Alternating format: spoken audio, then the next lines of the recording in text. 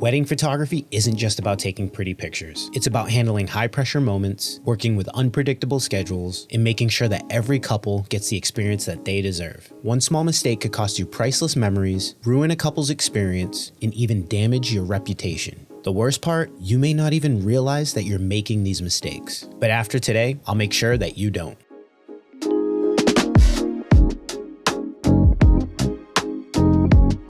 Hey guys, my name's Colton and I've been in the wedding industry for quite some time and I've made my own fair share of mistakes. But in that time, I've also learned how to avoid them. Whether you're new to wedding photography or you've been doing this just as long as I have, this list of do's and don'ts will save you stress, time, and maybe even your career. In today's video, we're going to be going over some of the biggest mistakes that wedding photographers make and how to avoid them, some pro-level strategies for working under pressure, and some tips from my own experience that'll help you capture weddings flawlessly. What you do before the wedding is just as important as what happens on the day itself. Get this wrong and you're setting yourself up for disaster. Here's where most photographers go wrong before they even step foot at the venue. The number one thing you don't want to do is overpromise and underdeliver. I understand it. You get a client on the phone and you're super excited to do whatever you can to get them across the finish line and to sign the contract. But in that process, it's very easy to start promising things that you might not really be able to deliver on. The couple might have this laundry list of photos that they want you to capture without giving you the adequate amount of time to be able to capture it. This is something you want to avoid to agreeing upon at all costs because it'll only set you up for failure. What you want to do is set realistic expectations with your clients and let them know, hey, with the time that you have allotted, this is what we're going to be able to do. We can try to be able to get more, but unless we have more time during this section of the day to capture these portraits, I don't know that they'll be able to be captured. By just being truthful with your clients, it'll allow for them to make the decisions that they need, and maybe they'll opt for more time after the ceremony, or maybe they'll add on more hours to the package to be able to make sure that they capture everything that they want on the wedding day. Another thing you don't want to do is assume that everything is going to go smoothly on the wedding day, which is why it's necessary for you to build in extra time to the timeline to make sure you can avoid anything that could go wrong. You never know if hair and makeup are going to go behind or if there's going to be dress malfunctions that need to be fixed before the bride is even ready to be photographed. So make sure that every portion of time throughout your timeline has a padding of about 5 to 10 minutes added into it to make sure that you have some time to catch up throughout the day. And one of the biggest things you want to avoid before the wedding day is a lack of communication. If you think that something isn't possible or an idea that the couple has won't be able to be captured on the wedding day, you need to make sure that you let them know before the day and don't wait until the day of the wedding. Because if the bride had this picture in her mind of how everything was going to go and you didn't communicate it and you dropped this bomb to her in the middle of the wedding day, that could just lead to a whole world of problems for you.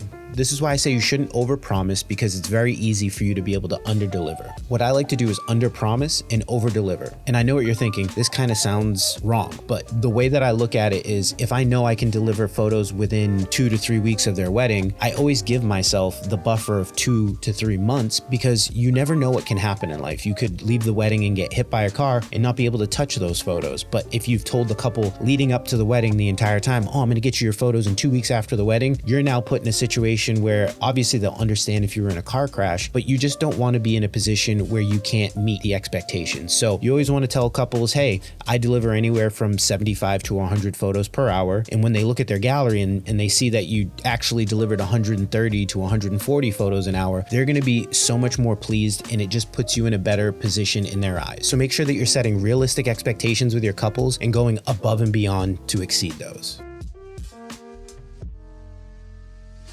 Now, when it comes to the actual wedding day, you can't control the weather and schedules never go as planned. The difference between a pro and an amateur, though, is how you handle these unexpected curveballs. The last thing that you want to do on the wedding day is assume that everything is going to go as planned. You don't want to wait until the day of the wedding to figure everything out. That's why you spend extensive time before the wedding, talking to the couple, setting up the timeline, making sure that everything's etched out. That means having 2 to 3 calls with the couple just to make sure that everything's perfect. The day of the wedding isn't when you decide when things are going to happen and how things are going to happen. This is just going to make you look like a fool when you don't have a plan in place. And something like this will drastically damage your reputation. And that leads me to the next thing you don't want to do, and that's not having a good understanding of the layout of the venue. If you've shot at a venue before, fine. But if you've never been to a venue before, you want to make sure that you do everything to make sure that you understand the layout of the venue, where the ceremony is, where the reception is, where people normally do portraits, where the couple's going to be getting ready. All of these things will just make you super prepared and ready to take on the wedding day. Now, obviously, you want to make sure that you do this within reason. If a venue is maybe 3 to 4 hours away, I can guarantee that there's plenty of photographers online who photographed at this venue before, and you can just view their portfolio on their website and use their photos to get an idea of where the most popular photo locations are, what the ceremony location looks like. All of the places that you're going to be on the wedding day will most likely be in their gallery and give you a really good understanding of how you can capture the day. What you're going to want to do is have a backup plan in the case of rain or any inclement weather. Knowing all the photo locations ahead of time will allow for you to be able to set up the backup plan and let the couple know, hey, I looked at the forecast today. It does look like there's going to be rain around the time that we're planning to do portraits, but after taking a look at the venue, I think we're going to be able to do photos at this location, or this location. Just showing the couple that you've been thinking ahead and that you have a backup plan is only going to do wonders in the future when their friends are getting married and they say, hey, my photographer had everything figured out for us and we really didn't have to stress about anything on the wedding day. Another thing that you can do on the actual wedding day is show the couples how well you're able to pivot in the case that the schedule changes or something causes the schedule to go behind. Having those buffers in the timeline help you to be able to catch back up, and what you'll want to do is focus on the high priority photos that the couples want captured, and if there is time for the other photos that aren't as higher priority, you can make the time to capture them if everything else goes to plan.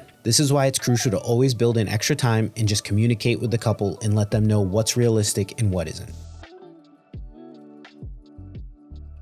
The ceremony is the most sacred part of the wedding day. Mess it up and you can't redo it. Here's how to capture it professionally without ruining the moment. What you never want to do is get in the guests or the couple's way. And I get it, there's sometimes where it's unavoidable, but make sure that you don't do that as much as possible. The biggest thing to avoid during the ceremony is making large and big movements. It's easy for us to get caught in photographer mode and forget what's going on around us. You have to remember people are dialed in on this wedding ceremony, so moving around with big movements or running is something that you really want to avoid. And what I try to do is speed walk as quietly as possible. Another thing to avoid is going through the ceremony on half a battery or with an almost full SD card. Before the ceremony, check your camera and make sure that you have enough storage and make sure that your battery has enough power to last you through the ceremony. Although I carry cards and batteries on my person on the wedding day, you don't want to run out of space right before the first kiss or when the bride's crying. Just make sure that you have your cards swapped out and full batteries in place when it comes time to capture the wedding. When it comes to the wedding ceremony do's, having a longer focal length is key. The only time that you'll see me breaking out a zoom lens on a wedding day is to take out my 70-200 for the ceremony. This allows for me to get close-up shots of the ring exchange or faces of parents and family members during the ceremony without getting right on top of them. If you have a 50mm out, you kind of have to get on top of people to capture these moments, and when you do something like that, they're looking at you and it completely ruins this priceless moment that you're about to capture. So having a longer focal length just allows for you to be able to get these moments without people even realizing that it's happening. And that leads me to my next point. Make sure that you're aware of your surroundings. If the couple are sharing their vows and you're not looking around to see how their parents are reacting or their friends and family are reacting, and you're gonna miss out on moments where the mom's crying or grandma's crying or maybe somebody's laughing. All of these genuine moments are moments that couples are gonna look back on and cherish forever. As a father myself, I know one day when my children get married, they would love to be able to look back on a photo seeing me emotional as their spouse is sharing their love to them in their vows. So make sure that you're cognizant of these moments as they're happening.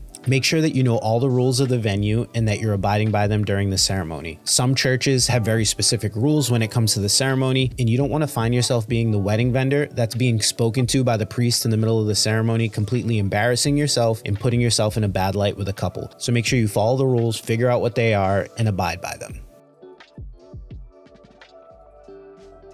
Posing can make or break wedding portraits, but here's the truth. Great wedding photos aren't about poses, they're about moments. Let's talk about how to make couples look and feel amazing. One thing you want to avoid is looking through a memorized list of poses without actually engaging with the couple. It's very easy early on to rely on Pinterest and Instagram and be completely disconnected from the couple as you're trying to go through these poses and figure out which one you want to use. I do during the portrait sections of the day is just have conversations with the couple as we're walking and see how they're just naturally interacting. And what I'll do is play off the moments that they're putting themselves in rather than try to force them into a pose that doesn't really make sense for the moment. Another thing to avoid is forgetting what the couple's preferences are. If you've spoken with the bride beforehand and she lets you know that she has a scar on the left side of her face that she would like to avoid at all costs, make sure that you're not constantly doing photos where the left side of her face is showing, because she's going to think about it in the back of her mind and she's not going to be able to be comfortable in the moment. I mean, I know we can Photoshop things out, but just try to make sure that if she asks not to have the left side of her face shown, put her in positions where only the right side of her face is going to be shown. These little things will communicate to the couple that you've done your due diligence, that you haven't forgotten what they've wanted, and they'll feel and look amazing when they get their portraits back. And you definitely don't want to avoid making the couple feel comfortable. If you can tell that they're nervous, small talk can go a long way during these moments. By bringing up how funny their officiant was or how amazing the florals look will get their minds off of the photos that they're in right now and allow for them to really be themselves. And once you've cracked this code with them, that's when you say, hey, grab her hand and start walking towards the venue. Hey, do this. Hey, do that. And start prompting these photos, and it'll allow for them to be comfortable and not really focus in on the moment of,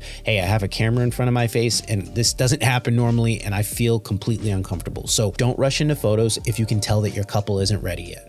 What I try to do is avoid stiff poses. Obviously, there are the moments where the couple's standing side by side and holding hands. But what I'm always doing is implementing movement. So I'll have the bride look away. I'll have the bride look at the groom. I'll have them talk with each other. And I'm consistently prompting them throughout the posing. They aren't really standing in one position for longer than 10 to 15 seconds. And that's where you just have to make sure that you're capturing as many shots as you can in each segment of the prompting to make sure that you get the photos that you need on the wedding day. So avoid stiff posing. You don't want the photos to feel stagnant and lifeless. Another thing that you can do during portraits is making sure that you're using the environment around you. A lot of times couples are picking their venues because of the beauty and splendor that the venue encapsulates. So make sure that you're using the environment in the portrait so that you aren't dialed in on the couple, but you're taking this wide shot with the grandness of the mansion behind them. Or you're using photography techniques like the leading lines in the architecture to be able to frame the couple and to be able to really tell the story with the photo rather than it just being a picture of the couple, a close-up of the couple. Make sure that you're using the environment around you to really tell the story. Receptions can be chaotic, but that's where some of the best moments can happen. You need to be everywhere without being noticed. Let's talk about how to capture it right. As it should be throughout the rest of the day, you don't want to focus just on the couple. They've invited everyone that's at the wedding because they hold some special place in the couple's hearts. So make sure you're doing your best to capture everyone, whether it's on the dance floor, or they're hanging out by the bar, or they're just talking with other family members at the tables. Make sure you're doing your best to capture everyone at the wedding. One thing you don't want to do during the reception is just stand in one place. I can't tell you how many times I've gotten photos back from second shooters and all of their photos of the first dance and the parents' dances are in the same spot. And this is why I always encourage photographers to use prime lenses, because zoom lenses can allow for you to just stand in one place and zoom in and out, whereas a prime lens will allow for you to move around the dance floor, capturing things from different angles, from different depths, that maybe the couple are dancing for their first dance. You're standing a few tables away, capturing them on the dance floor with all their guests around them. This just really allows for you to capture creative shots, so don't stand in one location. And I know it can be tough, but make sure you keep an eye out for the VIP tables, like the parents' tables, the grandparents' tables, sisters and brothers, and make sure that you're not standing in front of those tables for too long. Not that the rest of the guests don't matter, but I always make sure to not stand in front of their immediate family and friends for too long when capturing photos. I understand things happen and you need to capture something from a certain angle, but don't spend the entire time during the father-daughter dance standing in front of mom. And another thing that you want to avoid is capturing super close-up photos of people eating food. Now, I always make sure to capture where the reception is in wide shots, or maybe I'll get tight close shots of the table to capture people's hands and stuff, but I avoid shooting photos of people eating food at all costs, because at the end of the day, I don't want to see my Aunt Gertrude eating food during my wedding, and I know that nobody else does either. So make sure that you aren't shooting people's faces as they're shoveling prime rib in their mouth. One thing to definitely do during the reception is make sure that you're getting in on the dance floor. The easiest way to get the most authentic photos of the day is being in on the action as people are dancing. I can't tell you how many times I've seen photographers just kind of float around the perimeter of the dance floor and try to capture the action that's happening on the outside, but it's the things that are happening in the center of the crowd that really allow for you to capture some great, awesome moments. This is why I always recommend shooting the dancing portion of the night with a 20 to a 28mm lens, maybe a 35mm at the most. This allows for you to really be able to get in on the action and capture things without feeling like you're super tight on people's face, and you're able to capture full bodies while still being, within 2 to 3 feet of people. And for this, I'm always taking my flash off of my camera and shooting it handheld handheld so that I can really paint the light in a tight situation and not relying on my on-camera flash to light my subjects. Which leads me to my next thing. I recommend learning how to use off-camera flash because it just allows for you to have more control over the lighting of the reception and creating higher quality photos for your clients. I've made a lot of these mistakes so you don't have to. Mastering wedding photography isn't just about talent, it's also about knowing what not to do. And if you want to keep learning, I have even more resources to help you. So make sure you subscribe to the channel and sign up to my newsletter. And if you found this video super helpful, make sure to leave a like and comment down below some of the mistakes that you've made on a wedding day. And until the next one, see you guys later.